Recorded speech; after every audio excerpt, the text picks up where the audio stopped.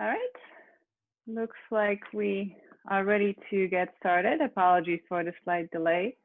My name is Anna Kompanek. I'm the Director of Global Programs at the Center for International Private Enterprise, or CIPE.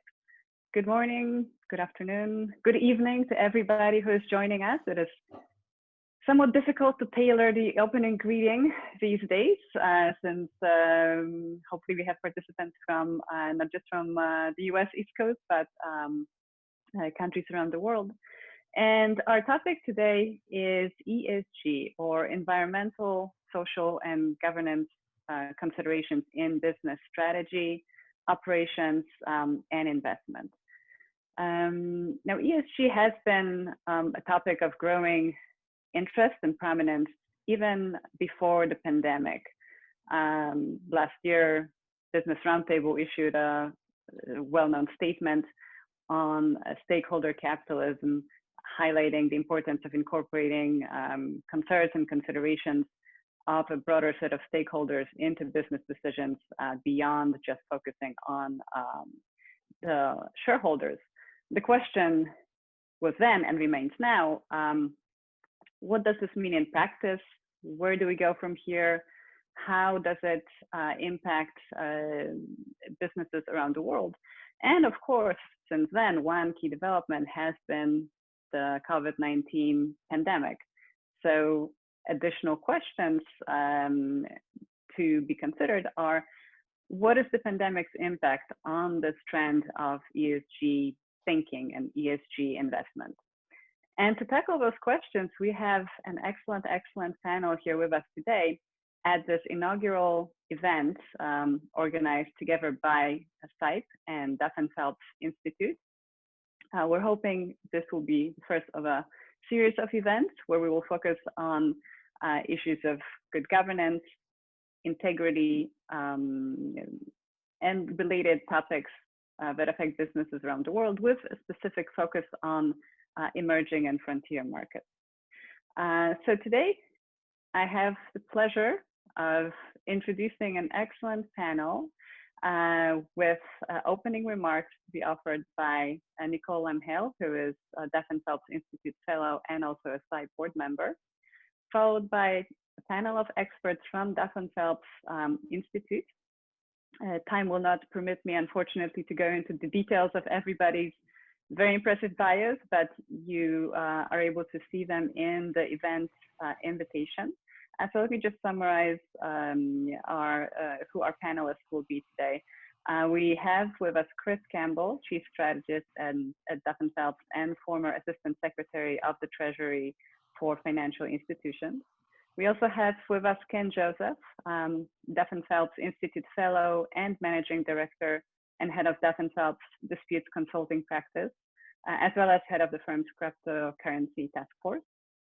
And last but not least, we have David Larsen, Duff Phelps Institute Fellow and Managing Director in Alternative Asset Advisory Practice. I am very excited to have all of you with us today. I look forward to fruitful discussion. And with that, let me turn the floor over to Nicole. Well, thank you so much, Anna, and good morning, everyone. As Anna mentioned, I'm Nicole Lamb-Hale, and in addition to being a Duff Phelps Institute Fellow and board member at CIPE, I am a Managing Director with Kroll's Business Intelligence and Investigations Practice, which is also a division of Duff Phelps.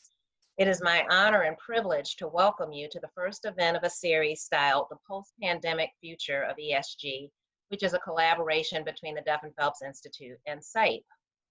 The Duff Phelps Institute promotes in the private and public sectors around the world. It conducts research and provides thought leadership on fairness, integrity, ethics, transparency, and global citizenship. CIPE is a global non-governmental organization working at the intersection of democracy, governance, and economic development in emerging and frontier markets. Our partnership 2020 BC, we say before, and it's grounded in mutual interest in promoting transparency and good governance in the public and private sectors. The last decade has seen increasing interest in the role of ESG practices from the point of view of multinationals doing business overseas, local companies in emerging markets, and investors. As the world grapples with COVID-19 and starts to look toward recovery, a question we will explore is how we can best use ESG principles to build a more inclusive and better governed economy that provides broader opportunity for. Today's session is the first in a series of 4 events over the coming months, and I couldn't be more excited to launch this series with CIPE. So thank you for your attention. I know that you will gain much from the discussion today, and I'll now turn the program back over to our moderator, Anna Kompanek, who is the Director of Global Programs at CIPE. Anna? Thank you very much, Nicole. We'll turn to the panel now. Just a note to the audience that we will make sure to leave plenty of time for Q&A after the panel discussion. So if you have a question that you would like to raise to a specific speaker or to a panel as a whole, you feel free to type it into the Q&A function in Zoom, and we'll be sure to get to your questions in the second part of our session today. With that, let me turn over the conversation to Chris. Chris, ESG has always been ultimately about risk. How are the risk considerations impacted by COVID-19 specifically in this space? Look, it's actually really been really interesting as we engage with our clients and the folks that we engage with every single day. There's certainly one thing that's common, and that is that we see that ESG is something that's actually here to stay. And it maybe be even accelerated by the COVID pandemic because of the challenges of health and the safety of families and the risks that individuals and institutions and investors face under very difficult circumstances. Look, we see that generations, so Generation X, Z, Y, and the millennials, have all evolved to not just making the ESG something that's, at least this is certainly true in the United States, but something that's not just that would be good, but it's something that they're demanding amongst their products and their platforms, and that comes in a variety of circumstances. So in technology, it's privacy, which has driven very large corporations like Apple to a place of their new, they have this very new multi-million-dollar ad campaign that is simple and just says Apple is privacy. It's really evolving technology around the world. You see global supply change in healthcare and in food and evolving to a carbon neutral stance. We even at Duff Phelps have now taken a carbon neutral pledge that we're going to do our part to make sure that we're good stewards of the economy and also the environment. And so you see this trend, but it's really been accelerated, I think, by the pandemic, because people have a lot more time to do a lot more research on where they're sourcing their products and where and kind of what products they're putting in their body. And of course, in a time when healthcare is such an important part of everyday life, and as we're in a pandemic situation, people are concerned about being and staying healthy. There's a renewed attention to this. We also see that there is consumer demand that is pushing corporations, boards, and investors into an ESG environment, certainly in the United States, and we're now seeing it abroad with accelerated pace. But in the environment and in the markets where the consumer is not pushing it fast enough or strong enough, we will see, if not for consumers, we will see governments coming in and starting to put regulations and laws in place that will require certain ESG standards. We've obviously seen that in throughout Europe, and we've seen, and of course, was started through a kind of a global challenge of the Paris Accords, which of course the United States withdrew itself from, but still it's still in existence. And so there is a great deal of government and private sector demand in ESG. If you look down to cycles where E and ES and G. Environment, again, you see these large corporations, Amazon and others doing carbon neutral pledges, and many investment funds, my colleagues will further later talk about, driving investment dollars toward ESG opportunities. Social, in the S in the acronym. We saw the tragic death of George Floyd in the United States several weeks or months ago, which really renewed a conversation, certainly in the United States, but around the world, of what responsibilities that corporations have toward the social structure in our country and again around the world in every country. And we saw a quick adaptation, certainly in the United States, of becoming more socially aware of what corporations are doing and the responsibility they have. And that really turned itself into many corporations inviting a renewed sense of diversity into the boards and into their C-suites to make sure that corporations around of course our country and again increasingly around the world becoming more and looking more like everyday life. So there's women and people of color and people of different socioeconomic backgrounds that really make up and can better address the needs of the consumers and their client base. And of course on governance, I think that there's with new transparency, with new technologies, governments around the world are becoming and maintaining a new sense of responsibility to their people and corporations is just the same way. And so that transparency has really pushed toward corporate governance structures that are very essential to making sure that there's a long-standing and renewed sense of fairness in corporate structures, but also transparency and lack of corruption, and all of the things that really make up what is a good community effectively in corporations and around the world in governments.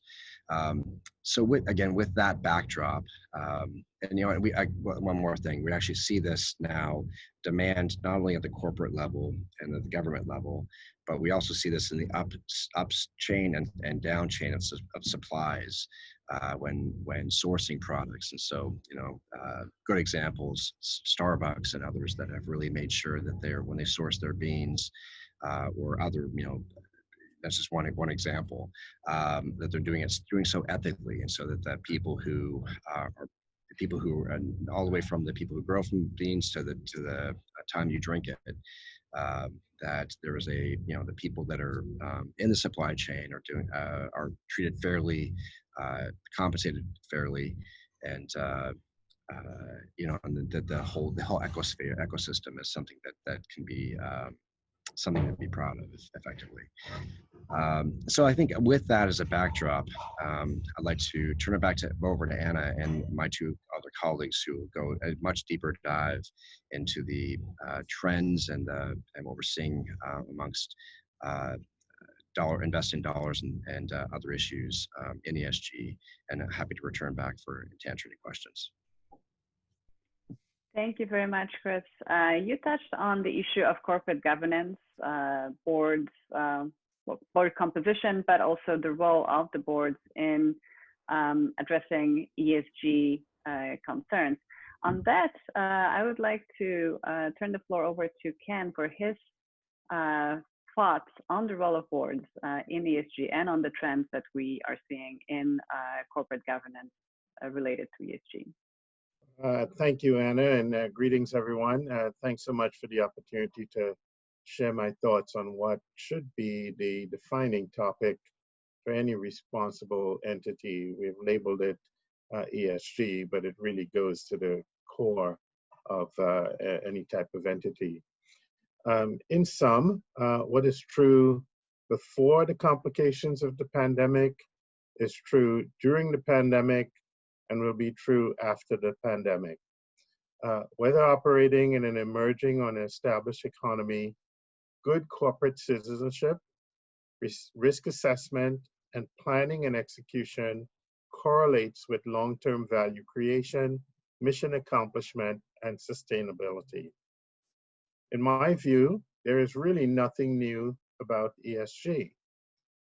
Responsible entities always should have had, as part of their risk assessment, competitive strategy, and accountability framework, a holistic view of the strengths, weaknesses, opportunities, and threats faced by the entity.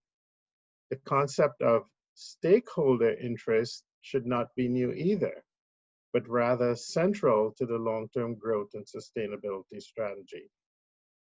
What I think has changed is the ever-evolving series of inputs that must be considered and reconsidered, coupled with the lack of cohesiveness and consistent standards to guide decision-making and benchmarking.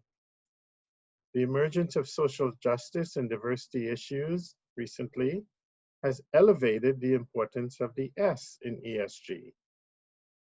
Much like the Me Too movement of just a few months ago elevated the governance or the G issues in ESG. I commend to the group an article that Nicole and I authored and published in Boards and Directors magazine. This was before the pandemic, and it provides really 5 consolidated steps for boards to consider as they successfully navigate the ESG confusion. I think there's a link that will be posted that will allow you to see the full article. I'll summarize really just 5 basic steps that came out of that article. The first is for boards to perform an internal and an external risk assessment, focus on factors that will influence responsible operations and growth. Secondly, boards need to tailor a coherent, flexible, and realistic strategic plan, of course, originated by management, including escalation and crisis management components. In other words, plan for the worst case and figure out how the organization is going to respond before it actually becomes necessary. Third, assign responsibility and accountability and ensure that compensation is calibrated properly to incentivize adherence to the values, missions, and goals. Fourth, review and update disclosures made to stakeholders. Review those for material accuracy and adherence. In other words, are you actually doing what you say you're doing? And then 5, engage with regulators and advocate for clear and reasonable standards by which you can report and benchmark.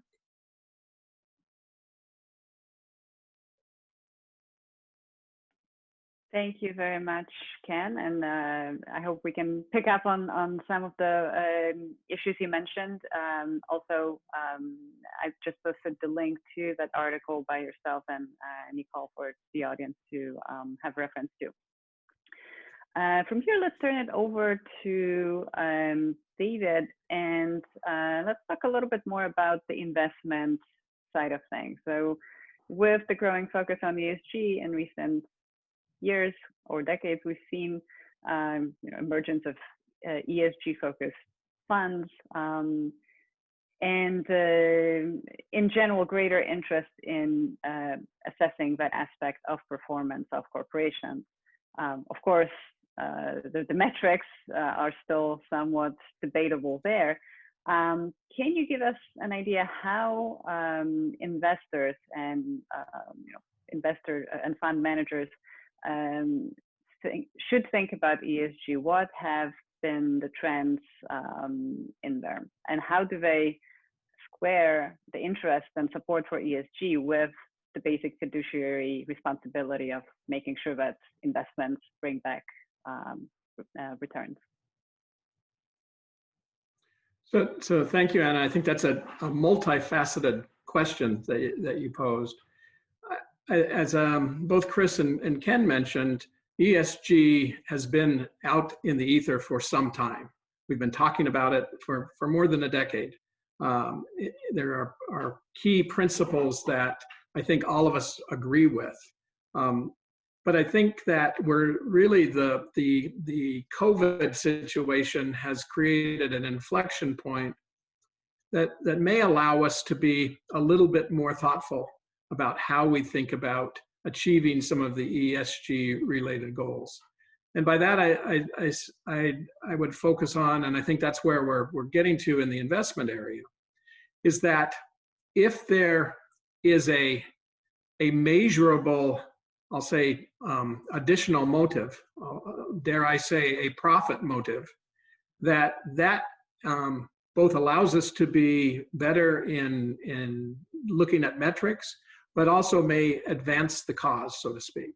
So if I take an example of a drugstore chain, and let's say that an investor buys the drugstore chain, and you say, all right, the investor wants to maximize their profit. And from a fiduciary, depending on whether they're using their own money or someone else's money, a pension plan's money or the like, if it's a private equity, they need to maximize, again, the returns or the profits from that investment. Well, if they can look at their supply chain and rationalize the delivery routes such that they're using less fuel, not only do they reduce their carbon footprint, but the cost of the supply chain is less, and they make more money. So when you can marry those two pieces together, you actually can advance some of the cause, so to speak. I think we've focused in the investment side, often maybe heavily on the environment piece, sometimes without being able to measure that very thoroughly.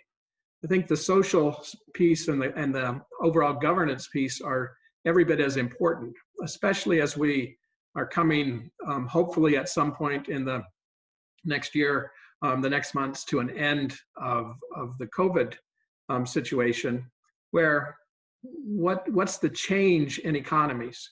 What's the change in supply chains? Is that going to impact the social, the ability for emerging markets to retain jobs, to have jobs, if those the products that they're making differ or change? So I think that and yet to the extent you can maximize that fiduciary goal of profits with at the same time focused on the ESG components, you have a tendency or the potential is there to excel at both. There's a good number of people that are looking at kind of all sides of the issue. The fiduciary issue is an important one. Should you take a lesser return in exchange for some ESG benefit? Now that's a difficult question, especially if we don't have a common framework to measure what an ESG benefit is. Many would say, well, yes, I should take a lesser return if I can demonstrate that I'm doing something better for the environment. But by the same token, if you look at large pension plans that have the need to provide benefits to their beneficiaries, they have, from a fiduciary point of view, they need to maximize returns. So how do they weigh that? How do they look at both together? So to the extent we can move forward and being able to measure and say, all right, I am focused on ESG, but I'm focused on it because it can maximize my return, as opposed to I'm focused on it because it's just something good to do. It is something good to do, but I need to be able to marry that with the fiduciary duty to have returns. Yeah, and Anna, David, if I may, just to respond to something that David said on the fiduciary duty, I submit for your consideration that fiduciary duty necessarily requires that the fund manager, the investment manager here act in the best interest of the client, whether it's a pension fund or otherwise. And I also submit that that best interest requirement shouldn't solely be measured by the maximization of returns. There may be other goals that fully fit the client's needs and expectations that could properly be considered as part of the fulfillment of that fiduciary duty. So it's not just the one maximizing return input. I think the investing objectives have evolved beyond just that. And I think pension funds and other institutions may have broader goals where they choose to apply their investing dollars. And the advisor could well fulfill those other goals and still satisfy the fiduciary duty obligations. That's a great point. Thank you and very much. I think, Ken, thank you, because Go ahead, Dave. Go ahead, Anna. So Yeah, just to add to that, I think it is a difficult, I'll say, again, like we are at that inflection point where we need to marry the two. And we need to make sure that all stakeholders are, their voice is heard. We often, when we think about the investor side and we think about the pension plan that's invested in private equity, well, if that pension plan has the returns, and there's been some of the very large pension plans, public pension plans have been in the news lately in the last few days about the need for returns to be able to pay the pensions that they've obligated themselves to. Well, if they don't have those returns, then they either have to cut the pension or take more from the employer, which is generally a government, where does the government get money? Well, they tax people. So it's much wider. So is the taxpayer ready to exchange payment of more taxes for a lesser return to be able to achieve an ESG goal? It becomes a bit of a difficult question, but it's a very important question as we move forward.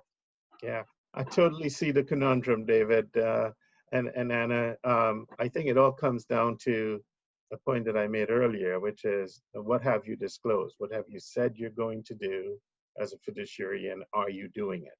And is that in the best interest of the client? Exactly. And maybe you can meet both. And that's the important piece. And that's where, as we move forward, let's say past this point in time, is I think one of the things we need to do a better job at is actually measuring the impact.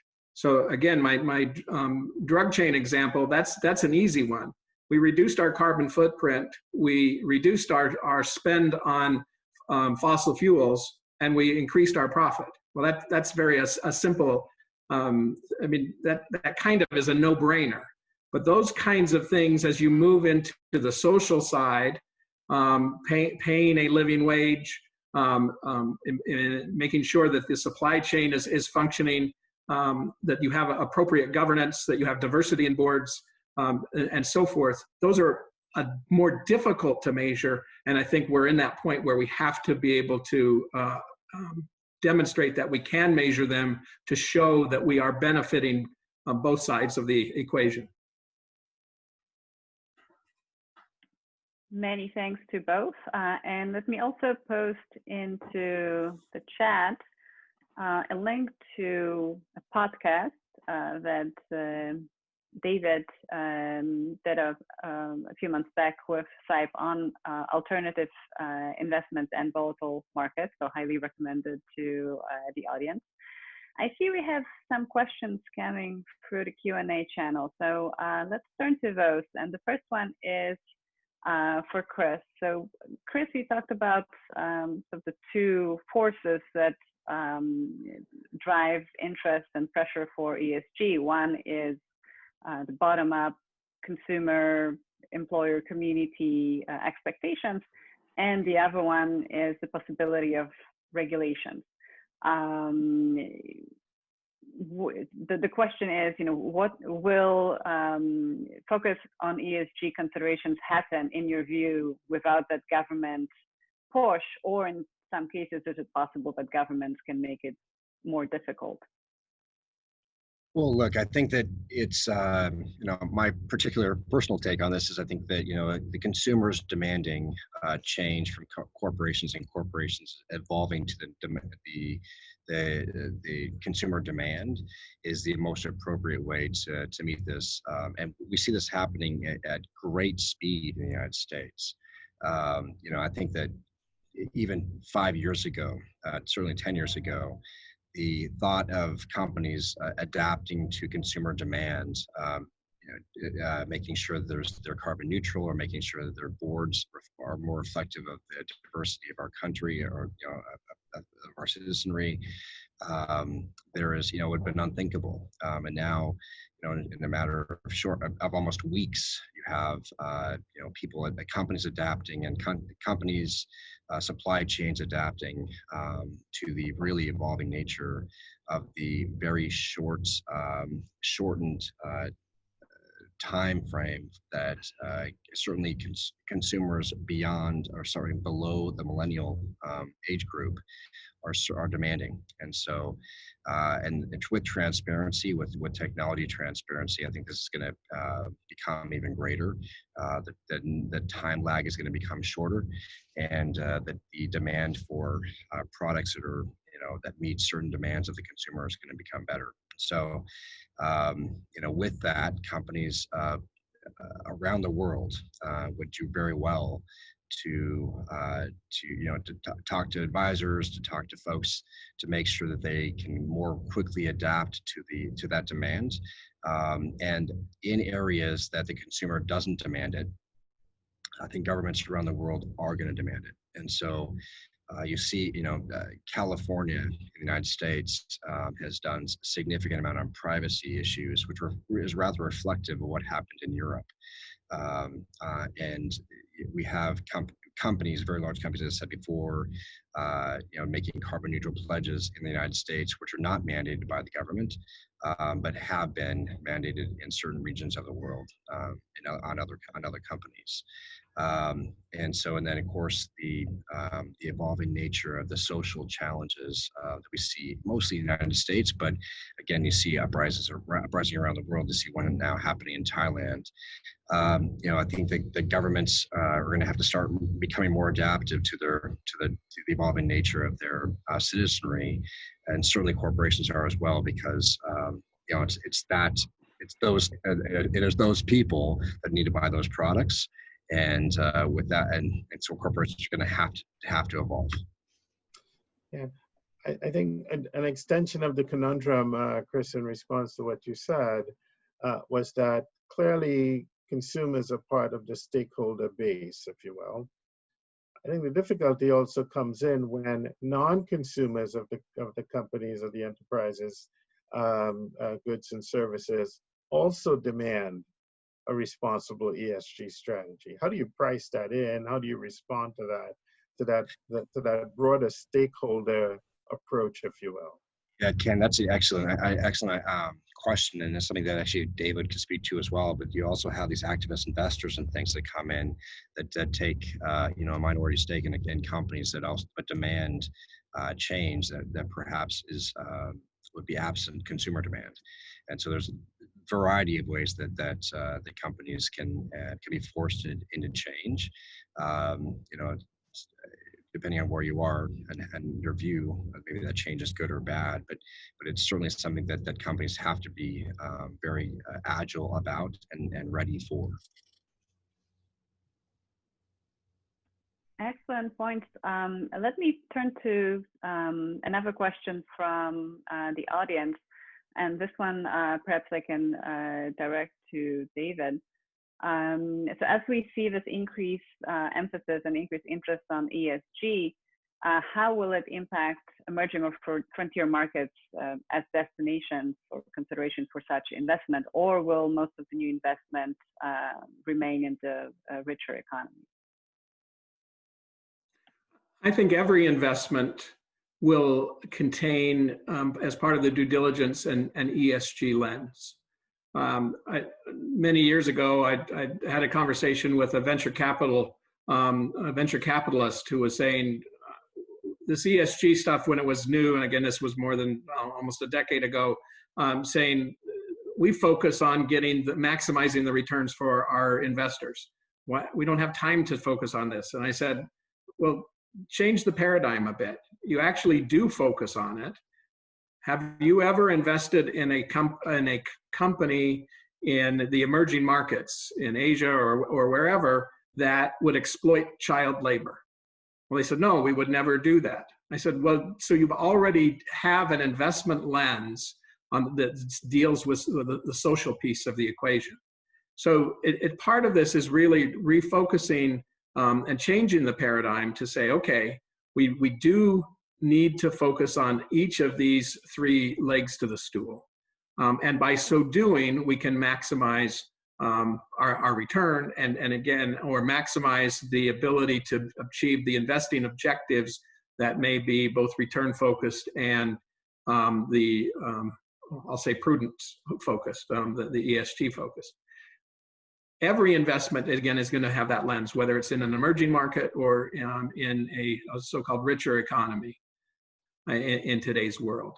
In the emerging markets, you're going to make sure that you're not exploiting people. You're going to make sure you have the appropriate governance. You need to ask questions about the environment, and are you impacting adversely the overall environment from what you're doing, just because the rules may be different in that locality. In the in established markets, do you have appropriate governance? Do you have a workforce that is diverse? How are you working to achieve those goals? So I think that you can't say it's going to be one or the other. It's going to be every investment is going to have an overlay or does have an overlay of these concepts to see how are they performing. And again, can they use those as a catalyst to perform even better? Yeah, in my perspective as well, look, despite the crisis, despite geopolitical concerns and the resulting reshoring efforts, the basics of competitive advantage still apply. I think emerging markets, by focusing on ESG compliance, can actually enhance their competitive advantage by being able to essentially position themselves as a proper, sound investment place to be. Excellent remarks. Thank you very much. Staying on the topic of emerging markets, Chris, I wanted to come back to you and ask you to expand a little bit more on the supply chain issues. I'm thinking in terms of risks of violations, at least in the area of integrity and anti-corruption. We know that large majority of violations of the U.S. Foreign Corrupt Practices Act, for example, are related to supply chains and very often not to the company itself and its direct employees, but to third parties who are business partners, sometimes in remote markets with very different operating conditions. How do you see companies, corporations addressing this issue and sort of taking the efforts to propagate good practices and ESG, not just within the entity itself, but with its business partners? And conversely, from a perspective of a local company in an emerging market that would like to join a supply chain or of a major corporation, how can they, to Ken's point, how can they make themselves more attractive by incorporating and showcasing good practices in ESG? Yeah, look, it's a very great question, and look, this is a challenge that unfortunately some of the largest corporations in the world have suffered and been on the wrong side of. It's quite candidly, it's something that we at Duff Phelps do quite a bit of work on in emerging markets.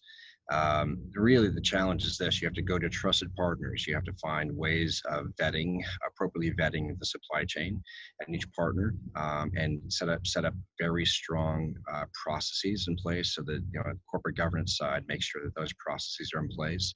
So when you bring on suppliers, they go through a rigorous process to make sure that they are absent as best as you can, as much diligence as you can as possible, absent human slavery, child slavery, and other abusive practices that are that's really won't be tolerated by governments around the world, nor that now tolerated by consumers, and so inappropriately so.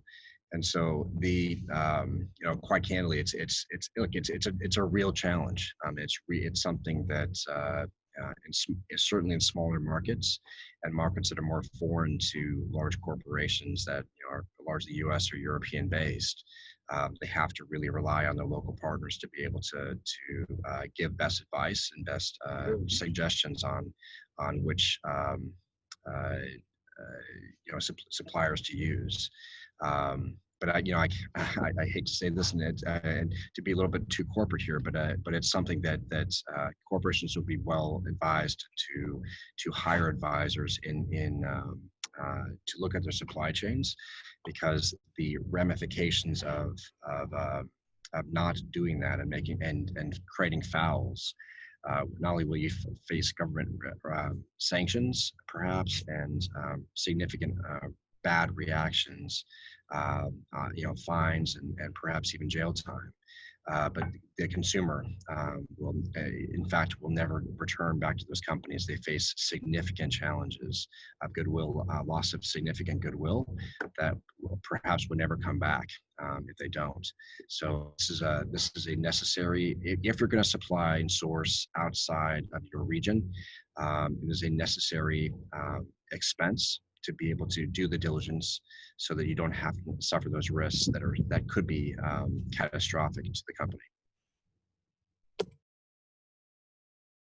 And to that, I would also add it's crucial to seek synergies where possible between also the efforts of local private sector, perhaps through responsible business organizations that seek to raise the standards of doing business in that country. There could be quite a bit of shared interest there. Staying with the focus on the emerging market companies themselves for a moment, Ken, I would like to come back to you and sort of ask for your perspective, assuming you are on the board of a company in an emerging market. You outlined the key steps to establishing focus on ESG, but even those fairly straightforward steps can feel rather overwhelming to a company that maybe hasn't had exposure to that topic. And now we are hearing, well, you need to take into account all those considerations. Where do you start? You know, on day one, as a board member, as a leader of a company, where do you start, and how do you prioritize which stakeholders you should be focusing on? Because by definition, if you take into account the needs and concerns of everybody, then you're not really doing it for anybody in particular, and that may be reflected in the results. Let us know your views. Yeah, it's not only overwhelming, it is also ever-changing, complicating the problem. As I said before, in those very carefully thought out steps, you really need to pause and do an assessment, and not just an assessment of the internal and external environment, but an assessment as to what expertise the board has available to it to help it navigate, identify, navigate, prioritize the various issues. There's no point trying to boil the ocean in a day. I mean, clearly, entities don't have unlimited resources in order to do that. So some prioritization has to occur. And I think what helps the ability to prioritize that is first identifying where the major risks are. What are the threats to the business mission and its sustainability goals and its stakeholder goals? And then formulate a risk-based plan and approach in order to address those, supplementing the expertise with expertise that may be available on the organization staff, and dare I say as well, external consultants who may be able to help navigate through those issues. But it really has to be a carefully planned, not reactive, but proactive approach.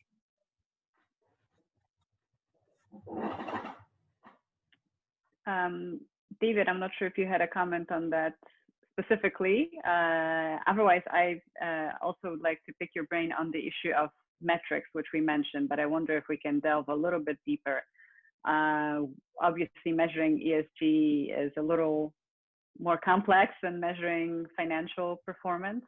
What are the trends there, and do you see a convergence to some kind of standard way of measuring ESG. So there are principles of responsible investing. You've got the World Bank has come out with some metrics, so that there are and there are other organizations that have them. I think where we haven't moved forward too far yet is to measure that with the investment performance. And I think that's where maybe I sound too much like a broken record, but I think that when we can measure that, and when you can see that, okay, I'm taking this action, and that action actually provides a return, then I think it becomes easier to move some of these things forward. So for example, again, if I think about some of the ESG components, if I'm running an operation and historically I have not done any recycling, but if I can actually start to measure that if I recycled and I could get a monetary benefit from that recycling, and that reduces my overall cost, then I hit two birds with one stone, using the old adage. I not only am doing something that can be environmentally friendly, but that can be a return to the ultimate investors. If I think about that I have a workforce where I have high turnover, well, why do I have high turnover? Am I not paying a proper wage? And if I actually paid a little bit more, could I retain people, which would reduce my training cost? So, and again, some of these things sound, well, I should be doing that anyway. But maybe I'm not doing it because I don't have a management team or a board that is as again diverse as it could be. And if I looked at the governance side and I had an expanded view to say, well, of course we want to have a more diverse workforce. If we paid them this much more, we would reduce our training costs. We would actually increase our efficiency. You can start to measure some of those items. I think it really comes down to a fact-based assessment as opposed to a rhetoric-based or a feel-good-based. It's a very difficult equation because you only know the results. You don't necessarily know the what could have been. So you don't know if you have less profit because you took an ESG action. You just know what the profit you have. So but there are tools, and we are working with entities on doing that kind of with and without analysis to be able to demonstrate, yes, we took this action, and yes, it added this much to the bottom line. So not only are we achieving our ESG goals, but we're achieving our profit maximization goals, which actually work hand in glove together. Thank you. And I think you made a very important point here, highlighting and explaining what, to my mind, differentiates ESG from corporate social responsibility or philanthropy, right? Skeptics may say, well, isn't ESG just another primarily PR effort to make your company look good? And what I'm hearing in your answer is the focus on one hand, this win-win situation where you, as a company, are doing well by doing good. So it's not just something you do on the side. It is incorporating those considerations in the core strategy and core operations towards achieving results, and making sure that there is a way to measure them. Did I get that right? Would you concur on that distinction between CSR or related concepts? Yes, I think, and I think you hit the concept on the head, and maybe I'll say it this way. If we are focused on ESG for PR reasons, I think ultimately that will fail.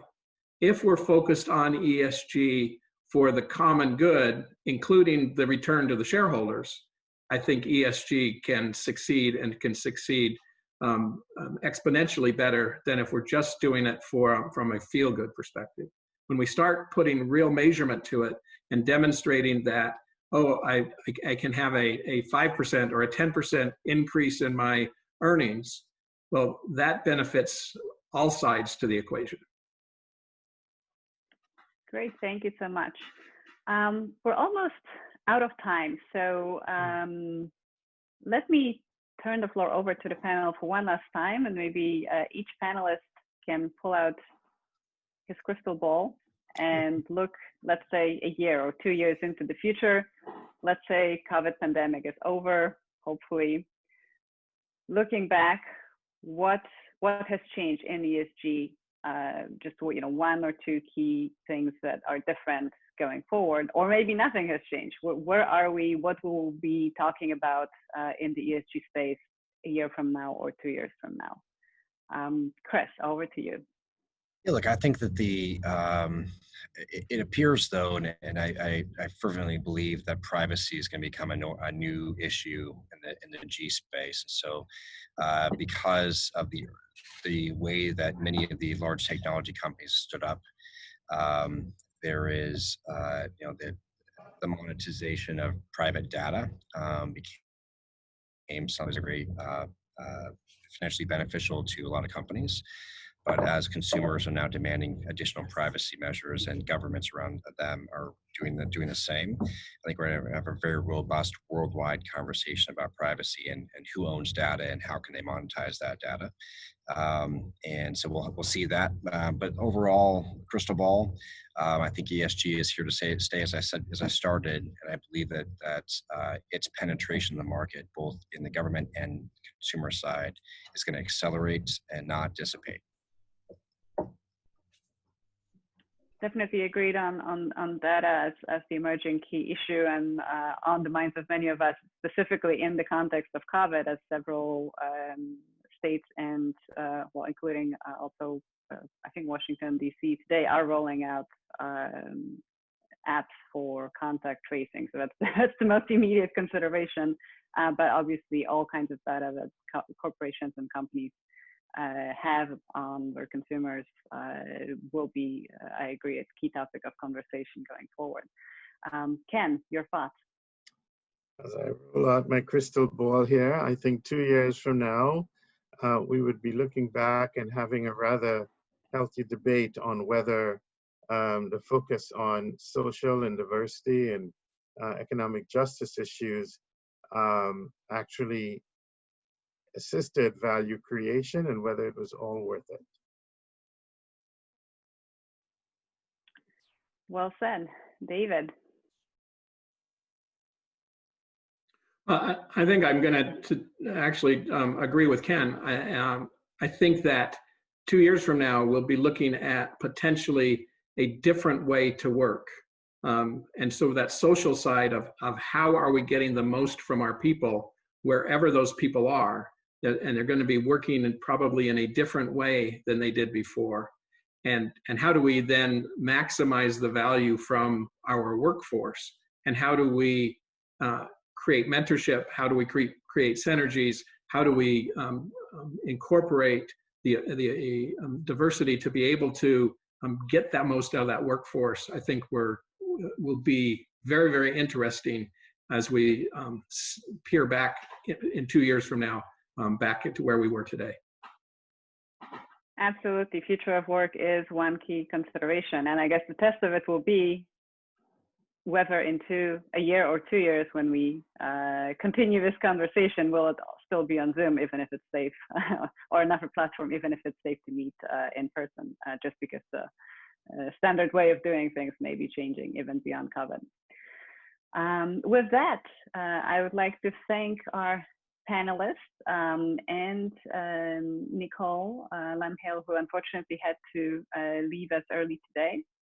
I very much appreciate your thoughts, and we look forward to continuing the conversation on this and related topics under the CIPE Duff Phelps Institute webinar series. So members of the audience, thank you for joining, and please stay tuned for the announcements of our future events. Thank you very much. Thanks, everybody. Thank you.